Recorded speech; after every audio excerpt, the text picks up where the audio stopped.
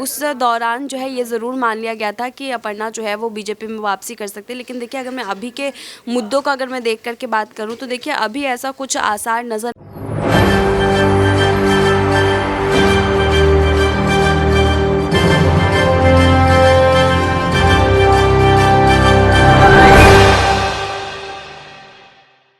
नमस्कार, मैं हूं राहुल शर्मा। आप देख रहे हैं SP9 न्यूज। स्वागत है आप सभी का हमारे इस प्रोग्राम की शुरुआत उत्तर प्रदेश से। उत्तर प्रदेश राजनीति का एक ऐसा राज्य जहां पर अगर बात करें तो चुनावों का सिलसिला लगा रहता है। जी हां, उत्तर प्रदेश कई मायनों में इसलिए भी पार्टियों के लिए अहमियत रखता है क्योंकि यहां से दिल्ली का रास्ता तय होता है। अगर बात करें 2024 में लोकसभा चुनाव होने वाले हैं और उत्तर प्रदेश में लोकसभा की कुल 80 सीटें हैं।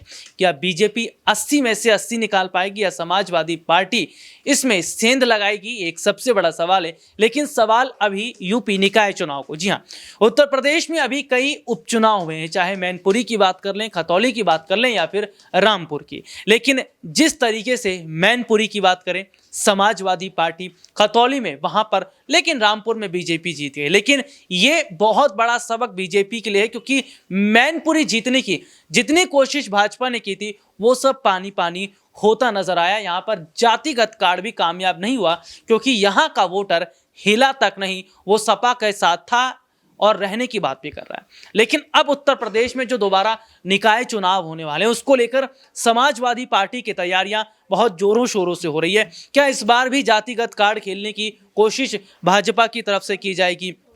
समाजवादी पार्टी इस बार किसको उतारने की तैयारी में है? मैनपुरी से तो डिंपल को उतार दिया, लेकिन अगले जो निकाय चुनाव है उसमें क्या अपर्णा यादव पर एक बड़ा दांव खेल सकती है? बीजेपी से नाराज चल रही अपर्णा यादव को बीजेपी में कोई बड़ी जगह नहीं मिल पाई है।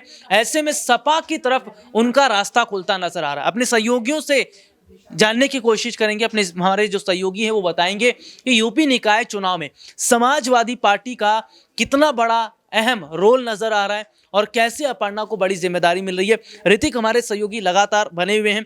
ऋतिक, बहुत बहुत स्वागत है आपका।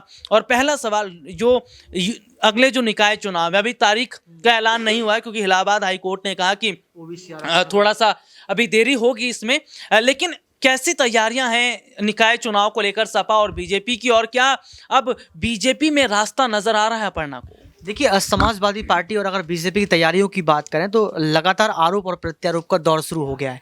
इलाहाबाद हाई कोर्ट ने कहा था कि 20 तारीख के बाद जो है तारीखों की घोषणा राज्य चुनाव आयोग कर सकता है, लेकिन इसके बावजूद भी ओबीसी आरक्षण पर अभी जो है तलवार लटकी हुई है। इसको लेकर अभी जनवरी में ये मामला पहुंच गया है कि जनवरी में शायद मामला सुलझ जाएगा और राज्य चुनाव आयोग जो है निकाय चुनाव की तैयारियों की घोषणा, तारीखों की घोषणा कर देगा। लेकिन सवाल ये उठता है कि आपने कहा कि अपर्णा की वापसी, देखिए अपर्णा यादव को लेकर लगातार बीजेपी कोशिश कर रही है कि उनको लखनऊ से मेयर का टिकट दिया जाए, लेकिन सूची में सबसे नीचे नाम है। वहीं अगर देखा जाए तो राजनीतिक विश्लेषक ये बोल रहे हैं कि अपर्णा यादव को सिर्फ और सिर्फ महिला संगठन के तौर पर ही देखा जा रहा है।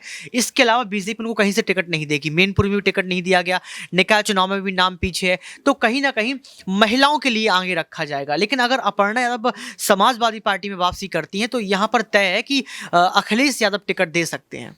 ऋतिक, एक सवाल मेरा ये भी है कि क्या वजह है कि अपर्णा यादव पर बीजेपी भरोसा नहीं जता पा रही है? आपने एक ऐसे चेहरे को मैनपुरी से खड़ा कर दिया जिसको मैनपुरी की जनता जानती तक नहीं थी, इसलिए कहा गया कि अपर्णा को उतारा जाना चाहिए था। वो एक सबसे बड़ी बीजेपी की भूल थी, लेकिन अब भी बीजेपी उस बात को नहीं सीख रही या नहीं समझ रही। इसके पीछे की वजह? देखिए, अपर्णा यादव बीजेपी में नया चेहरा है। दूसरी बात यह है कि बीजेपी के पास नेताओं की कमी नहीं है।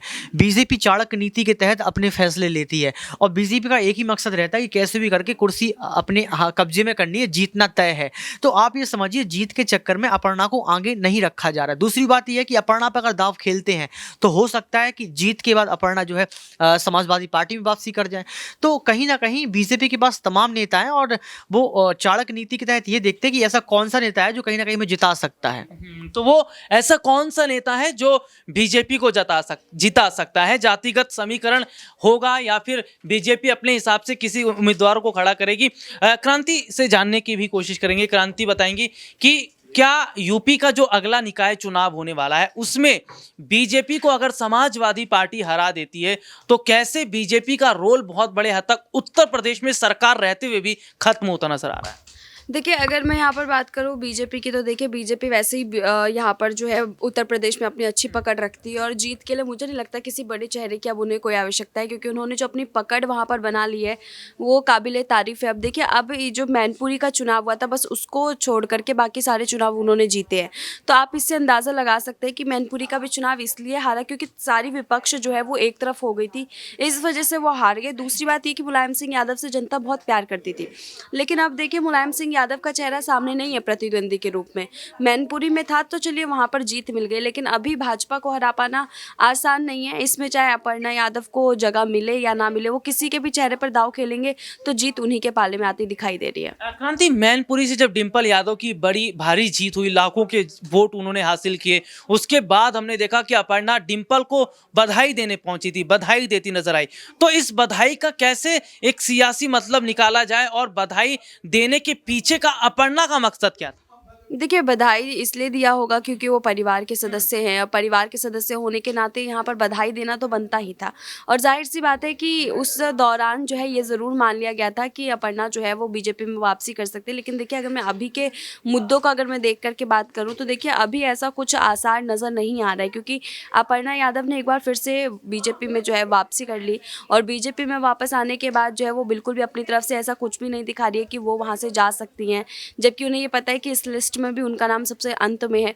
उसके बावजूद भी उनकी तरफ से अगर कोई प्रतिक्रिया नहीं दी जा रही है, तो आप इसे समझ सकते हैं कि आधिकारिक तौर पर अगर कोई बात नहीं खुल रही है तो फिर इसमें हम कितना ही कयास लगा सकते हैं। तो देखिए, ये एक अलग बात जरूर रहेगी कि अपर्णा यादव का रुख समाजवादी पार्टी की तरफ कितना रहता है, या फिर उन्होंने डिंपल को जो जीत की बधाई दी उसके क्या मतलब है। लेकिन एक बात तो है, वो ये है कि बीजेपी जरूरत से ज्यादा ओवर कॉन्फिडेंस हो गई थी, या यूं कह लें कि उनको ऐसा लग रहा था कि आने वाले वक्त में मोदी लहर तो आई है, मोदी लहर में जीत ही जाएंगे, योगी लहर तो है, योगी लहर में जीत ही जाएंगे। लेकिन उन्हें ये नहीं पता कि परिवर्तन एक चीज होती है, परिवर्तन हर उस सेक्टर या हर स्तर पर हम देखते हैं कि बदलाव होता रहता है। और जिस तरीके से परिवर्तन हमने दिल्ली में देखा, चाहे एमसीडी चुनाव के नतीजे आए जिसमें बीजेपी बहुत मुश्किल से 100 पार करती नजर आई, एक वक्त में पूरा किला बनाकर बैठी थी एमसीडी के अंदर, उस किले को ध्वस्त किया।